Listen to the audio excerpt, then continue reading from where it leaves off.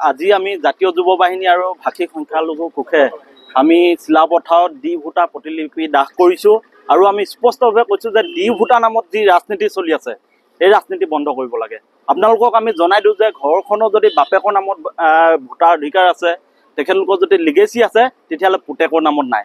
গতিকে ডাউটফুল ভোটাৰৰ নামত এতিয়া যি হাৰাশাস্তি কৰি থকা আছে, বিশেষকৈ ভাষিক সংখ্যালঘুসকলক এই ৰাজনীতি বন্ধ কৰিব লাগে। সকলোকে সমমৰ্যাদা সম অধিকাৰ জীয়াই থকাৰ যি সাংবিধানিক অধিকাৰ, এই সাংবিধানিক অধিকাৰ দিব লাগে। এতিয়া দেখিছে যে ২৬ৰ বিধানসভা নিৰ্বাচন আহি আছে। এই নিৰ্বাচনৰ পূৰ্বে ভাষিক সংখ্যালঘুসকলক ডি ভোটাৰ নামত ভয় ভাবুকি খুৱাই ভোট আদায় কৰা এতিয়া চেষ্টা কৰি থকা হৈছে। গতিকে আমি ৰাইজৰ দলে স্পষ্টভাৱে কৈছোঁ যে ডি ভোটাৰ নামত যি ধৰণে সংখ্যালঘুসকলক, ভাষিক সংখ্যালঘুসকলক হাৰাশাস্তি কৰি থকা হৈছে, এইটো সম্পূৰ্ণৰূপে বন্ধ কৰিব লাগে। যদি তেখেতলোক বাংলাদেশী, তাত যদি ডি ভোটাৰ নামত যদি কোনোবা বাংলাদেশী আছে, চিধা বাংলাদেশলৈ পঠিয়াব লাগে। ডি ভোটাৰৰ নামত এইবোৰ ৰাজনীতি কৰি লাভ নাই। আমি ভাবোঁ ডি ভোটাৰৰ যিটো ইছ্যু, এইটো হ'ল সম্পূৰ্ণৰূপে ৰাজনৈতিক ইছ্যু। গতিকে এই ৰাজনৈতিক ইছ্যুটো বন্ধ হ'ব লাগে আৰু অসমত এটা সুস্থ বাতাবৰণ সৃষ্টি হ'ব লাগে। ডি ভোটাৰৰ নামত, বিদেশী নামত যিমান ৰাজনীতি হৈ আছে, এই ৰাজনীতি বন্ধ কৰিবৰ কাৰণে আমি ৰাইজৰ দলৰ তৰফৰ পৰা আহ্বান, অনুৰোধ আৰু দাবী জনাইছোঁ। 2026 চৰকাৰে এইবোৰ সমস্যা সমাধান নকৰে, কেনেকৈ? আপোনালোকে চাওক, মানুহ আজিকালি সজাগ আৰু সচেতন। মানুহে বুজি পাইছে যে চৰকাৰে কেনেকৈ ভয় ভাবুকি আজি নামনি অসমত সংখ্যালঘু মানুহৰ ঘৰ ভাঙি এতিয়া সেই মানুহবোৰক ক্ষতিপূৰণ দিছে আৰু বিজেপিত যোগদান কৰাই আছে।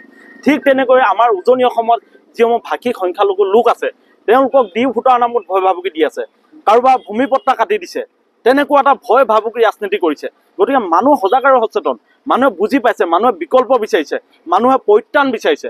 গতিকে মানুহে এবাৰ নতুনত্ব বিচাৰিছে আৰু নতুনত্ব হিচাপে ৰাইজৰ দল এতিয়া মানুহৰ মাজলৈ আহিছে। ৰাইজৰ দলে মানুহক জীয়াই থকা সাংবিধানিক অধিকাৰ দিব, সকলো মানুহৰ সমমৰ্যাদা সম অধিকাৰ দিব, সকলো জাতি জনগোষ্ঠীক লগত লৈ ৰাইজৰ দলে আগুৱাব। গতিকে আমি এখন নতুন অসমৰ কথা কৈছোঁ, যিখন অসমত আমি সমমৰ্যাদা আৰু সম অধিকাৰ জীয়াই থাকিম, যিখন অসমত সকলো মানুহৰ সমবিকাশ হ'ব, তেনেকুৱা এখন অসমত আমি থাকিব খোজোঁ, য'ত ৰাজনীতিৰ নামত মানুহক অত্যাচাৰ কৰা নাথাকিব, মানুহক অত্যাচাৰ নকৰে। আজি হিমন্ত বিশ্ব শৰ্মা ডাঙৰীয়া দেখিছে যে মই কৈ গ'লোঁ যে নামনি অসমত কি ধৰণে মানুহক অত্যাচাৰ কৰা আছে, ঘৰ ভাঙি দিয়া হৈছে।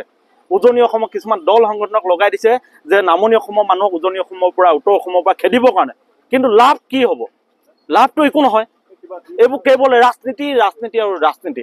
ৰাজনীতিৰ নামত আমাৰ দুখীয়া মানুহৰ ওপৰত অত্যাচাৰ চলিছে, আমাৰ সংখ্যালঘু মানুহৰ ওপৰত অত্যাচাৰ চলিছে। গতিকে ৰাজনীতিৰ নামত এইবোৰ নচলা ভাল। সকলো মানুহে উন্নয়নৰ ৰাজনীতি কৰিব লাগে, বিকাশৰ ৰাজনীতি কৰিব লাগে, আমাৰ নিবনুৱা যুৱক যুৱতীসকলক কৰ্মসংস্থাপনৰ ৰাজনীতি কৰিব লাগে। গতিকে আমি অনুৰোধ জনাইছোঁ চৰকাৰলৈ, আপোনালোকে উন্নয়নৰ ৰাজনীতি কৰক আৰু নতুন অসমৰ কথা কওক।